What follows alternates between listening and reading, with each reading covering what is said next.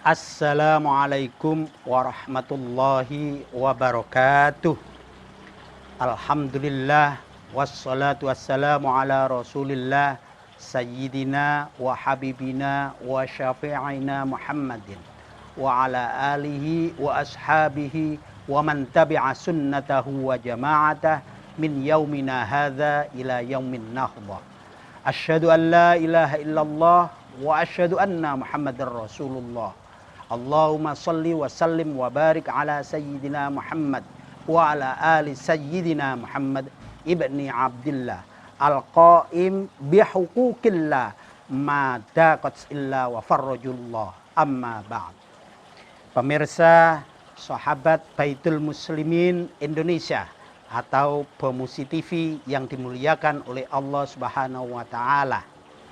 Dalam beberapa hari ke depan ini kita akan memperingati nuzulul Quran atau sejarah turunnya Al-Quran. Mulai dari Lauhul Mahfud ke langit bumi maupun dari malaikat Jibril ke Rasulullah Shallallahu Alaihi Wasallam. Yang terpenting yang kita maknai hikmah daripada nuzulul Quran. Sangat banyak sekali hikmah yang kita dengarkan dari beberapa ulama, dari beberapa kiai yang telah menceritakan sejarah turunnya Al-Quran. Namun di sini akan kami sampaikan bagaimana sih kita ini mau mempelajari Al-Quran dengan baik. Al-Quran ini lain dengan yang lainnya. Ilmu Al-Quran ini harus diajarkan dari seorang guru. Jadi ada guru, ada murid. Guru itu juga macam-macam kriterianya. Kalau kita kepingin ilmu itu barokah, maka minimal kita harus melihat siapa guru yang akan kita jadikan panutan, yang akan kita belajar kepada beliau. Tentunya kriteria itu guru yang sudah fasih lisannya. Dari segi makhorijul hurufnya ada, dari segi ilmu tajwidnya ada, dan banyak sekali yang harus kita teliti agar apa? Nanti ketika kita itu belajar Al-Quran itu dan kita sudah bisa menerapkan itu akhirnya sama dengan kita itu sesuai dengan lidahnya guru-guru kita yang mengajari kita. Karena minimal kita harus mengucapkan makhraj di dalam Al-Quran itu bilisanin Arabiyyan, yaitu dengan lisan Arab ya, yang sesuai dengan yang diajarkan oleh malaikat Jibril kepada Nabi besar Muhammad Shallallahu Alaihi Wasallam. Jadi tidak sembarangan belajar Al-Quran itu. Misalkan kita belajar Al-Quran itu lewat kaset, kemudian lewat video, kemudian atau lewat apa saja, bisa ya toh, tapi kurang tepat. Kurang tepatnya bagaimana? Kita tidak bisa menerapkan lahja, tidak bisa menerapkan huruf per hurufnya, itu tidak bisa. Beda kalau kita mempunyai guru, apalagi guru ini mempunyai sanad keilmuannya sampai nyambung ke Rasulullah. Saya kira kalau belajar sama guru yang seperti ini itu mudah dan barokah, cepat kita bisa mempelajarinya.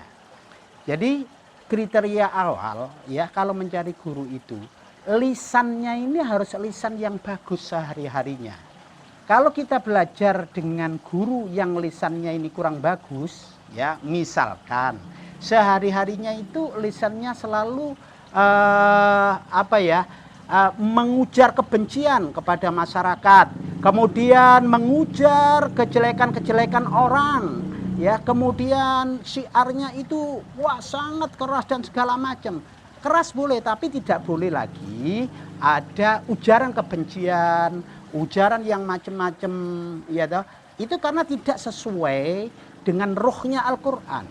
Al-Quran ini adalah kalamullah, ya, firman Allah Subhanahu wa taala yang terkandung di dalamnya ini adalah sesuatu yang sangat-sangat baik, yang sangat-sangat thayyibah sekali, maka kesuciannya, kemudian gerakan segala macam lisannya, ini harus diperhatikan. Gitu.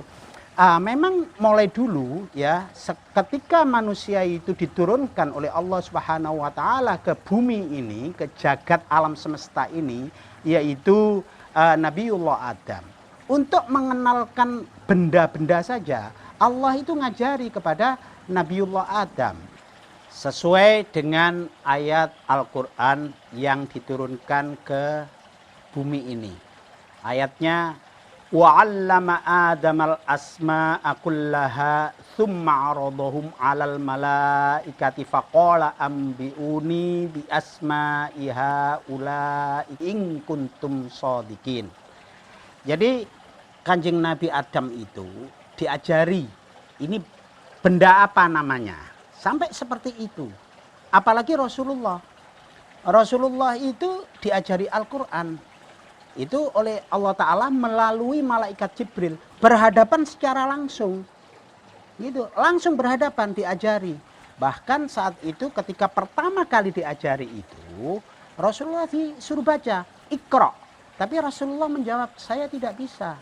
Kemudian apa, saking kepinginnya ini sempurna ya, Rasulullah itu didekap begini sama malaikat Jibril sampai berkeringat. Kemudian dilepaskan, suruh baca lagi Iqra gitu. Tetap jawabnya nggak bisa, dan ini terulang sampai 3 kali gitu. Nah, ini mencontohkan bahwa Rasulullah pun diajari oleh malaikat Jibril itu secara langsung, dan itu tidak mudah. Bahkan Rasulullah itu sampai 3 kali loh mengatakan saya tidak bisa. Ketika dekapan yang ketiga barulah bisa diajari Iqra, kemudian diikuti Iqra Bismi rabbikal ladzi khalaq, khalaqal insana min 'alaq, Iqra wa rabbukal akram. Nah, seperti itu. Jadi ada psikologi kalau kita itu belajar secara langsung terhadap guru kita, itu ada nilai barokahnya, kemudian ada nilai filosofinya. Jadi kita langsung misalkan disuruh baca Bismillahirrahmanirrahim. Itu panjang pendeknya ini antara guru sama murid ini berinteraksi secara langsung. Inilah yang namanya ada kesambungan. Karena apa? Belajar kalau gurunya ikhlas, muridnya tidak ikhlas, itu nggak bisa. Ya, jadi dua-duanya harus ikhlas. Muridnya ikhlas, gurunya nggak ikhlas, nggak bisa. Gurunya ikhlas, muridnya tidak ikhlas juga nggak bisa. Tapi kalau dua-duanya itu ikhlas, yaitu sabar, tumaknina, istiqomah, tekun, insya Allah nggak lama belajar Al-Quran itu. Dan itu akan bisa mengena, kemudian kita akan menjadi tenaga pengajar juga mengamalkan. Jadi kita tidak bisa, sudah deh saya nggak perlu guru, saya akan belajar dari kaset aja, atau saya akan belajar dari rekaman aja, nggak bisa. Gitu. Walaupun bisa itu tapi kurang tepat, tidak ada barokahnya. Nah, inilah kalau dalam ilmu itu dikatakan sanad ilmu. Jadi saya punya guru, guru saya punya guru, gurunya lagi punya guru, sampai nyambung ke Rasulullah Shallallahu Alaihi Wasallam. Nah, seperti ini pengajaran-pengajaran yang mestinya gitu dilakukan. Jadi tidak ada yang namanya ilmu tanpa guru, itu tidak ada. Gitu. Walaupun itu ghaib, tetap ada gurunya. Itu. Jadi kalau ini kita lakukan, maka ini akan menjadi barokah ilmu itu. Kemudian guru itu juga ada kriterianya. Tidak sekedar orang bisa baca Quran kemudian kita minta ajari. Tidak. Kita lihat dulu, khusus di Al-Quran ini lain daripada yang lain. Karena apa? Ini firman Allah Subhanahu wa taala, kalamullah. Jadi kalau tidak bisa menerapkan yang ada di Al-Quran itu, fasihnya lisannya ini, ya, itu tidak bisa membarokai kita, gitu. Maka harus diterapkan. Misalkan lisannya ini selalu mengujar kebencian dan segala macam, ini ilmunya mungkin kita bisa membacanya, tapi tidak ada barokahnya. Nah, inilah salah satu cara kita belajar Al-Quran yang muda, kemudian membarokai. Yang penting itu barokah, gitu. Sehingga nanti kita ngajari kepada anak-anak kita pun itu juga akan selalu bisa nyambung membarokai karena sudah kita punya sanad dari guru kita. Tapi kalau misalkan saya belajar Quran itu dari misalkan dari YouTube atau dari kaset, saya nggak tahu, ya toh. Yang namanya warattilil Qur'ana tartila, ya toh. Bacalah Quran itu dengan tartil. Tartil itu yang bagaimana? Kalau nggak dijelaskan satu persatu oleh guru itu, tidak akan bisa. Kita cuma bisa baca lagunya saja, caranya saja. Misalkan huruf alif, ba, ta, sa, jim.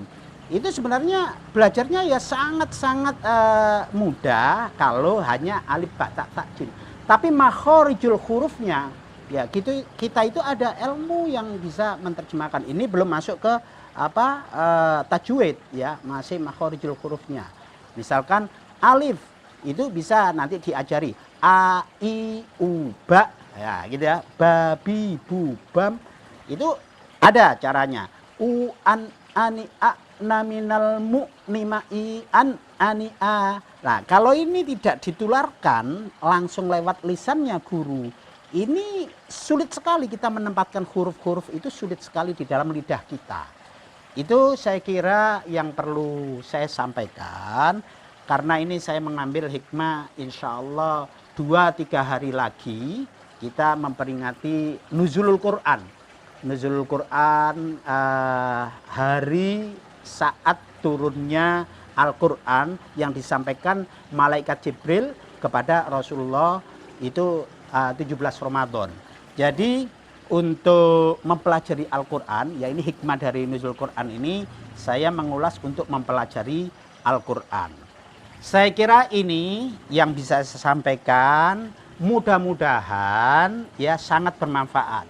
Dan yang lebih penting lagi, tolong bantu untuk subscribe, kemudian komen, kemudian like-nya. Dan ini merupakan amal ibadah panjenengan-panjenengan pemirsa Baitul Muslimin, sehingga bisa memberikan nilai tambah untuk syiar kepada masyarakat yang sangat luas ini. Intinya Baitul Muslimin ini adalah wahana media digital, ya, yang kita sifatnya syiar, ya, memberikan syiar kepada masyarakat luas di Indonesia ini. Saya kira itu yang bisa saya sampaikan. Syukron wa tumtum wal barakati wan najah. Wallahul muwafiq ila aqwamit thoriq. Wassalamualaikum warahmatullahi wabarakatuh.